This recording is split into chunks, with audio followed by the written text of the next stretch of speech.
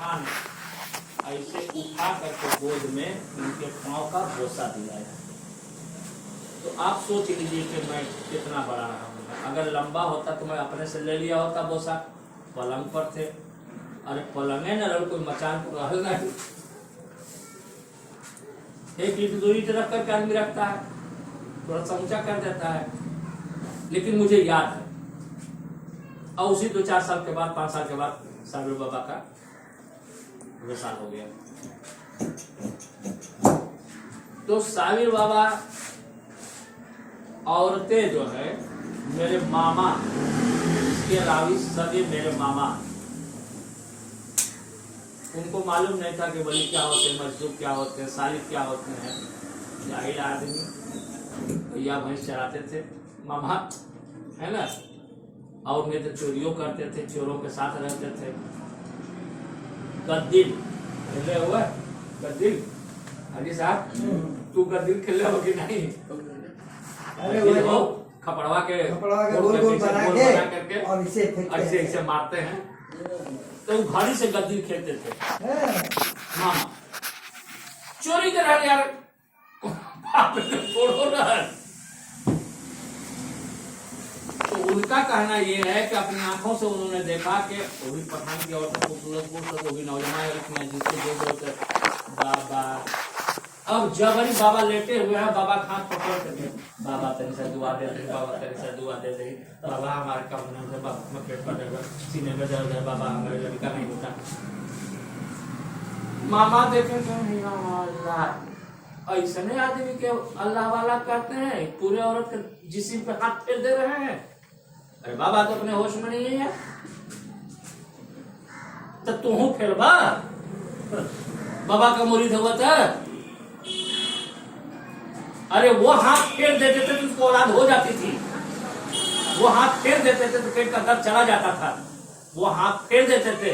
मेरे उस्ताद के भतीजे पैदाइशी सफेद दाग पूरे बदन में, 2-4 महीने का बच्चा लाके गोद में लाकर दिया। बाबा ये खराब की बीमारी हो गई, कहाँ हो? हमें तो कुछ नहीं नजर आ रहा है। अब जिधर जिधर हाथ जा रहा है उधर उधर सफेदी खत्म, असली हालत पे। तो अगर ये पावर तुम्हारे अंदर है तो तुम भी फेर के दिखलाओ, है ना सफेद दाग, इसको जेके को तुम भी फेर दो, ठीक हो जाए। तो औरत के सिरे पर हाथ फेर दोगे तो हम मान लेंगे। तुमको बगल में रख करके बैठा करके फोटो खिंचवा रहे हो, और भी फोटो शायद कर रहे हो। उस फोटो को देख करके लोग घर में लगाए हुए हैं मुरीद। आज का ये मुसलमान है, आज का ये पीर, आज का ये मुरीद, आज का ये पीर। आज तक दुल्हन को वैसे कर रहे हैं, आज तक बहू वैसे कर रहे हैं। कल में बैठा के मतलब जब डूब दे रहे हैं। देखिए, जब पढ़ा तो नहीं लेकिन मैंने सुना है कि हजरत राबिया बसरिया से कुछ बुजुर्गों ने, जो हम असर उनके बुजुर्ग थे, शादी का पैगाम दिया था। आपने कहा किससे शादी करना चाहते हो? राबिया से। राबिया इस लायक नहीं। शादी उससे की जाती जिसको नफ्स हो। राबिया के पास तो नफ्स ही नहीं, वो तो जल के खाक हो चुका है।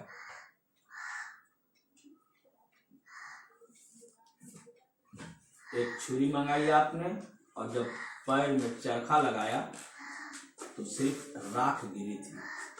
कहा इसी से शादी करोगे? राबिया है कहाँ? इसी को कहते हैं मिटा दे अपनी हस्ती को अगर कुछ मर्तबा चाहो, कि दाना खाक में मिलकर गुलगुजा होता है। तो जब नफ्स मिट जाए, नफ्स नहीं रह जाए, तब वो मकाम आता है कि उसको कोई परवाह नहीं। आज मुझे समझ में आता है कि जो 40-40 साल लोग जंगलों में रहते थे, क्यों रहते थे? खास तौर से ये मेरी आजमाई हुई बात है।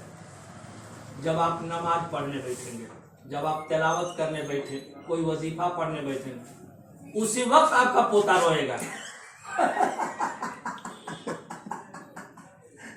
आप दौड़ करके आएगा, बोलेगा दादा दादा दादा मम्मी मरना सब। अब पकड़ पकड़ के ऐसे बढ़िया आप पढ़ रहे हैं, वो पढ़ने नहीं देगा।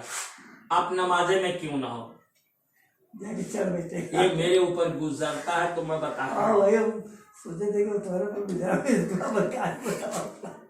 तब समझ में आता है कि 40 साल लोग जंगल में क्यों रहते थे। घर में तो क्या होगा, पढ़ चला वजीफा और लड़का के कहीं पतोया के कहीं में ररुआ के कहीं आज नमक नहीं और तेल खत्म हो गया, साबुन नहीं बटे, निरमा नहीं बटे।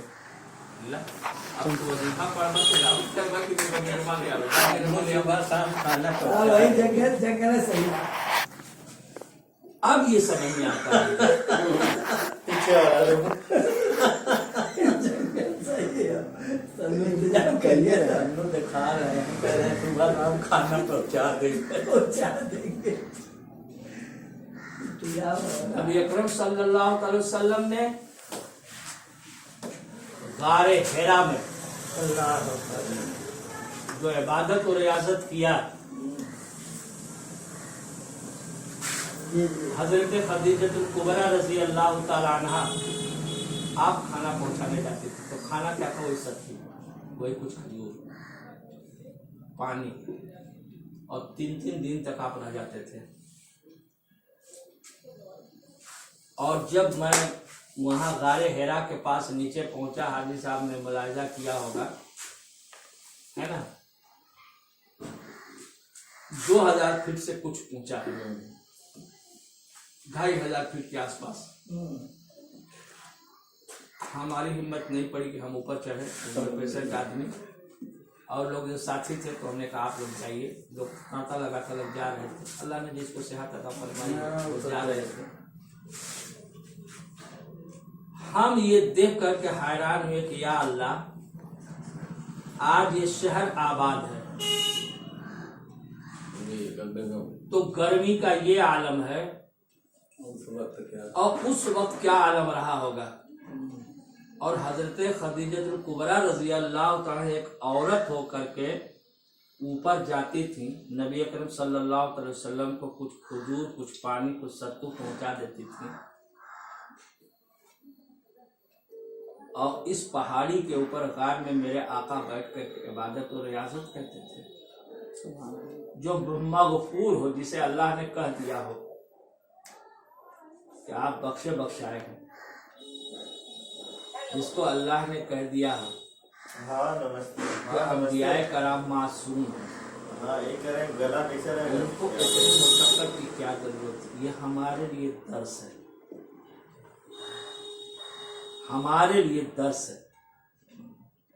इसी को कहा गया है कुरान में कि उसवाए हसना, गोल में लुक लगा नबी की सीरत तो उम्मत के लिए, मुसलमानों के लिए उसवाए हसना है, तो ये आगे का पीछे लुक कर दे, मिसाले राह है कि मेरे नबी ने कैसे किया, इबादत कैसे की, रियाजत कैसे की, रात रात भर मेरे आका गला पीछे से कम रखे, नमाजें इस कसरत से पढ़ते थे कि पाँव में वर्म आ जाता था, कहीं कहीं आया है कि इसे फट जाता था। हम वर्म ही मान लेते हैं। अल्लाह को प्यार आया अपने नबी पर, रहमत खुदाबंदी जोश में आ गई, और तब सूरह मुज़म्मिल नाज़िल हुई।